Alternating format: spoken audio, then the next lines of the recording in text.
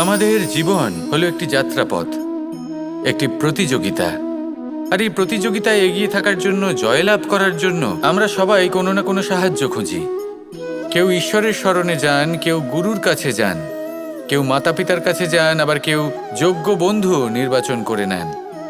আর হ্যাঁ, এনারা সবাই আপনাকে জীবনে অগ্রসর হওয়ার পথে সাহায্য করতে পারেন। কিন্তু এমন একজন ব্যক্তি আছেন এই সংসারে, যিনি এই সংসারে আপনাকে সবার আগে নিয়ে যেতে পারেন। আর সেই ব্যক্তি হলেন স্বয়ং আপনি, আর কেউ নয়। অর্থাৎ আপনি যদি চেষ্টা করেন, পরিশ্রম করেন, তাহলে আপনার বন্ধু, আপনার বান্ধব, আপনার পরিবার, আপনার গুরু আপনাকে সাহায্য করতে পারে, আপনাকে আরও অনেক বেশি প্রদান করতে পারে।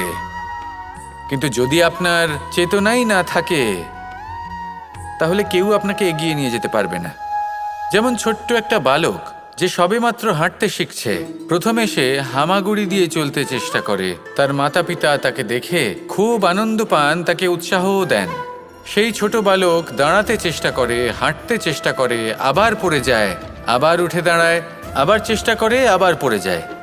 আর ভবিষ্যতে গিয়ে সে হাঁটতেও শিখে যায়, আবার দৌড়তেও শিখে যায়।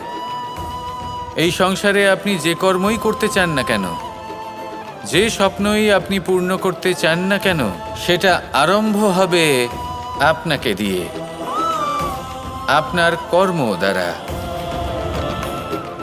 তাই কর্ম করতে শুরু করুন। বাইরে থেকে সাহায্য পেতেই পারেন, তা সদ্ব্যবহার করুন আর আমার সাথে ভালোবেসে বলুন, রাধা রাধা। আমাদের জীবন হলো একটি যাত্রাপথ, একটি প্রতিযোগিতা। আর এই প্রতিযোগিতায় এগিয়ে থাকার জন্য, জয়লাভ করার জন্য আমরা সবাই কোনো না কোনো সাহায্য খুঁজি।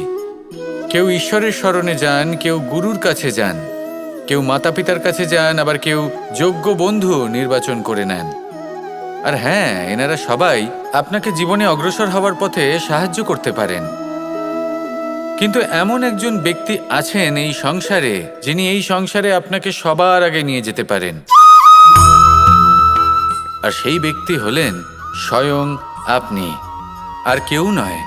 অর্থাৎ আপনি যদি চেষ্টা করেন, পরিশ্রম করেন, তাহলে আপনার বন্ধু, আপনার বান্ধব, আপনার পরিবার, আপনার গুরু আপনাকে সাহায্য করতে পারে, আপনাকে আরও অনেক বেশি প্রদান করতে পারে। কিন্তু যদি আপনার চেতনাই না থাকে, তাহলে কেউ আপনাকে এগিয়ে নিয়ে যেতে পারবে না। যেমন ছোট্ট একটা বালক যে সবেমাত্র হাঁটতে শিখছে, প্রথমে সে হামাগুড়ি দিয়ে চলতে চেষ্টা করে। তার মাতা পিতা তাকে দেখে খুব আনন্দ পান, তাকে উৎসাহও দেন। সেই ছোট বালক দাঁড়াতে চেষ্টা করে, হাঁটতে চেষ্টা করে, আবার পড়ে যায়, আবার উঠে দাঁড়ায়, আবার চেষ্টা করে, আবার পড়ে যায়। আর ভবিষ্যতে গিয়ে সে হাঁটতেও শিখে যায়, আবার দৌড়তেও শিখে যায়।